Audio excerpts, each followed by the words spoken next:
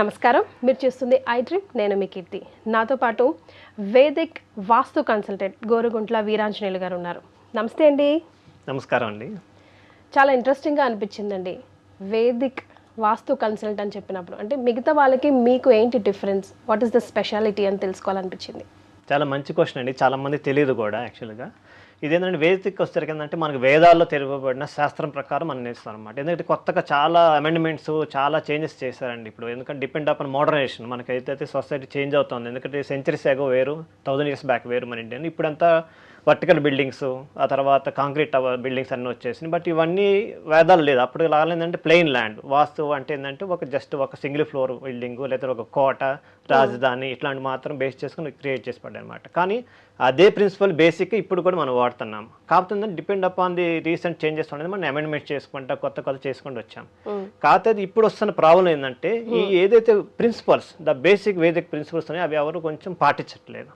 అవి కనుక మనం పాటించగలిగితే మనకు ఖచ్చితంగా అభివృద్ధి చెందుతుంది. వాస్తు అనేది అంటే ఇంగ్లీష్ టర్మ్లో చెప్పాలంటే ఎన్విరాన్మెంట్, ఆర్గనైజ్డ్ ఎన్విరాన్మెంట్ అనమాట. అంటే మన ఎన్విరాన్మెంట్ ఆర్గనైజ్ ఉంచుకుంటే అదే వాస్తు అంతే. సో మొదటి ప్రశ్నని మిమ్మల్ని నేను సంధించగలిగితే, వాస్తు గురించే మాట్లాడుతున్నాం కాబట్టి వాస్తు పురుషుడు అంటూ ఉంటారు. జనరల్గా ఎక్కువ శాతం లార్జ్ స్కేల్లో చూసుకుంటే ఏదైనా స్త్రీమూర్తితో ముందుగా కంపేర్ చేస్తూ ఉంటాం. ఎక్కువగా వాస్తులోనే వాస్తు పురుషుడు అని అభివర్ణిస్తూ ఉంటాం. అసలు వాస్తు పురుషుడు అంటే ఎవరండి?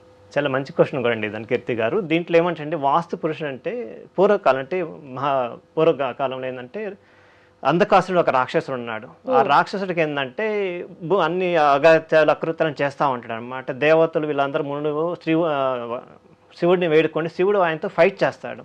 చాలా రోజులు, సంవత్సరాలు ఫైట్ చేస్తా ఉంటే శివుడి యొక్క స్వేదం, చెమట బృందం వచ్చేసరికి రాలి భూమి మీద పడుతుంది అనమాట. ఆ భూమి మీద పడేటప్పుడు అదంతా ఆక్యుపై చేస్తూ ఉంటుంది. ఇంకా అదేంటంటే ఒక భూతం రూపంలో, రాక్షసుడి రూపం అనమాట. అది ఆక్యుపై స్ప్రెడ్ అవుతూ ఉంటుంది. ఈ స్ప్రెడ్ అవుతున్న అందరు దేవతలు మళ్ళీ భయం వేస్తుంది. ఇదేదో కొత్త అవతారం వచ్చి ఇదంతా స్ప్రెడ్ అవుతుంది, మనంతా ఆక్యుపోతుంది, దీన్ని ఎట్లా రిస్ట్రిక్ట్ చేయాలని చెప్పేసి బ్రహ్మదేవుడి దగ్గర వెళ్తారు. బ్రహ్మదేవుడు ఏం చెబుతా అంటే అది శివుడి యొక్క రూపం కాబట్టి దాన్ని మనం ఇంకో రకంగా ఉపయోగించుకోవాలని చెప్పేసి ఆ రూపాన్ని ఇట్లా బోర్లో పడేస్తాడు అనమాట. అది పడిపోయి వచ్చేసి మన భూగోళం మీద పడిపోతుంది. సో అందుకని వాస్తు పురుషుడు అనమాట. ఎందుకంటే వాస్తు పురుషుడు తల పడినప్పుడు తల ఏంటంటే బోర్లో పడతాడు, తల వస్తారు ఈశాన్యం ఉంటుంది, కాళ్ళు వచ్చి నైరుతిలో ఉంటాయి అనమాట. ఇప్పుడు ఏం చేస్తారంటే ఆ పురుషుడు లేకుండా మీరందరూ పోయి ఆ వాస్తు మీద కూర్చోండి అని చెప్పేసి ఒక్కొక్కరు ఒక స్థానం కేటాయిస్తారు అనమాట. అందుకని మనకు వాస్తు పురుషుడికి ఏంటంటే 81 భాగాలు ఉంటాయి అనమాట. చాలా అదొక పెద్ద శాస్త్రం అండి మనం తెలుసుకున్నాం దాని గురించి. సో వాస్తు మండలం అంటూ ఉంటారు కదా, మరి అదేంటండి? ఇది వాస్తు భాగమండలం అంటే వాస్తు పురుషుడి శరీరాన్ని ఏదైతే ఉందో దాన్ని భాగాలు చేసుకున్నారు తెలుగులో చెప్పాలంటే. ఒక్కో భాగం ఒక్కొక్క దేవుడికి కేటాయించారన్నమాట. ఇప్పుడు మనకి ఎట్లయితే ఒక పార్లమెంట్ లోనో ఒక దాంట్లో సభలోనో ఒక్కొక్క పర్సన్కి ఒక చైర్ కేటాయిస్తారు, వాస్తు పురుష శరీరాన్ని కూడా ఒక భాగాలు కేటాయించుకున్నారు. ఇది నా పొజిషన్. సపోజ్ మనం ఈశాన్యం తీసుకోండి, శివుడి స్థానం, అది అందరూ తెలిసింది. కొంతమందికి ఏంటంటే నైరుతి వచ్చేసరికి ఏంటంటే మనకి బరువైన ప్లేస్లో ఉండాలని చెప్పేసి 4 కార్నర్స్ అందరూ తెలిసినాయి అనమాట. అంటే ఆ దేవుడు అక్కడ ఉంటారని చెప్పి అగ్నిమూల వచ్చేసరికి అగ్ని దేవుడు ఉంటారని చెప్పేసి ఇలా ఉంటాయి. అంటే అలా పంచుకున్నారు. మనకు జనరల్ పబ్లిక్ తెలిస్తే 4 మూల తెలుసు, కానీ 81 భాగాలు ఉన్నాయి. అందుకని 9/9 అంటారు అన్నమాట. 9 భాగాలపై 9 భాగాలు చేస్తాం. మన స్థలానికి కానీ, అపార్ట్మెంట్ కానీ, ఫ్లాట్ కానీ, ఏది కానీ, లేకపోతే ఇండస్ట్రీని కానీ, ఒక ఫ్యాక్టరీ కానీ 9/9 చేసిన తర్వాతనే మనం వాస్తు ప్రిన్సిపల్స్ ఎక్కడ ఉన్నాయి ఏందని తెలుసుకొని నేను ముందర స్టెప్ వేస్తాను. ఓకే. సో ఆ రాక్షసుడిని 81 భాగాలుగా డివైడ్ చేసి దేవతలు ఒక్కొక్క ప్లేస్ని తీసుకున్నారు. అది కదా వాస్తు అంటే అని అన్నారు కదా మీరు. మరి ఆ పొజిషన్స్ వీళ్ళకి ఉండాలి. ఇప్పుడు నైరుతిలో బరువు ఉండాలి అని అంటూ ఉంటాం. ఎందుకు ఉండాలని తెలుసు మనకు, కానీ ఎందుకు అన్నది తెలీదు. ఇప్పుడు మనం వేదిక వాళ్ళు కాక సైంటిఫిక్గా తీసుకుందాం అండి. మనకి మనం ఉన్న జోన్ ప్రకారం మనకి సూర్యుడు తూర్పు పోయి ఉదయిస్తాడు. అంటే సన్ రేస్ కానీ, కాస్మిక్ రేస్ కానీ, మన పూర్వ కాస్మిక్ రేస్, ఇప్పుడు కాస్మిక్ రేస్ అంటారు, అప్పుడు లేదు అతీంద్ర శక్తులు అంటారు. ఇప్పుడు కూడా మనం ఈ రీసెంట్గా చాలా స్టార్ వార్స్ కానీ ఇట్లా మూవీస్ చూస్తే కాస్మిక్ రేస్ వచ్చేసి చూస్తామంటే అవన్నీ based on our Indian principles అనమాట. అంటే అది ఈశాన్య భాగంలో మనకి ఉదయం పూట సన్ రేస్ వస్తాయి అనమాట, సూర్యకిరణాలు చాలా శక్తివంతం అనమాట. అందుకని మనకి డాక్టర్ చెబుతారు అర్లీ మార్నింగ్ వెళ్ళిపోయి సూర్యరశ్మికి మీరు ఎక్స్పోజ్ అవ్వండి, మీకు డి విటమిన్ వస్తుంది, మనసు పీస్ఫుల్ ఉంటుంది అని చాలా చెప్తారు. That is power of science అనమాట. సైంటిఫిక్గా మనం చూసుకుంటే ఈశాన్యం తూర్పు వైపు సరికి మనకి ఈ సూర్యగోళాలు వస్తాయి. ఈవినింగ్ మనకి నైట్ వచ్చేసరికి ఈవినింగ్ టైం వచ్చేసరికి పడమర వైపు అంటే వెస్ట్ ఫేసింగ్ సైడ్ మళ్ళీ సూర్యకిరణాలు వస్తాయి. ఇప్పుడు ఆల్వేస్ ఏంటంటే మనకి వాటర్ ఫ్లో ఉంటుంది. వాటర్ ఫ్లో ఏంటంటే మనకి ఆల్మోస్ట్ బెంగాల్ సరికి మనకి ఈస్ట్ సైడ్ ఉంది. సో మనకి వాటర్ అంతా కూడా మనం ఏ ఇంట్లో వాడినా కానీ వాటర్ అనేది ఈస్ట్ సైడే పోతుంది అనమాట. సో అందుకని ఈస్ట్ సైడ్ పల్లంగా పెడతాం అంటే డౌన్గా పెడతాం అనమాట. నైరుతి సైడ్ కన్నా కొంచెం హైట్లో పెడతాం. సో అక్కడ మనం లైట్ పెట్టి ఇక్కడ వెయిట్ పెట్టకూడదు. వెయిట్ పెట్టిందంటే ఆటోమేటిక్ మనకి వాటర్ ఫ్లో అవ్వదు. ఇది సైంటిఫిక్గా ఒక రీజన్ అనమాట. ఓకే, సో ఆ మనిషిని ఎలా డివైడ్ చేసుకున్నారు? ఏ దేవతలు ముఖ్యంగా ఉండాల్సినవి ఏంటి వాస్తు పురుషుల్లో? ఆర్ మనం ఒక ప్లేస్ కానీ ఒక ల్యాండ్ కానీ ఒక ఇల్లు కానీ తీసుకుంటే నాకు తెలిసి పంచభూతాలను బంధించడం కదా ఒక ఇల్లు కట్టడం అన్నా ఏదైనా. సో ముఖ్యంగా చూసుకోవాల్సింది పంచ అయినా ఇంకా ఏం చూసుకోవాలి?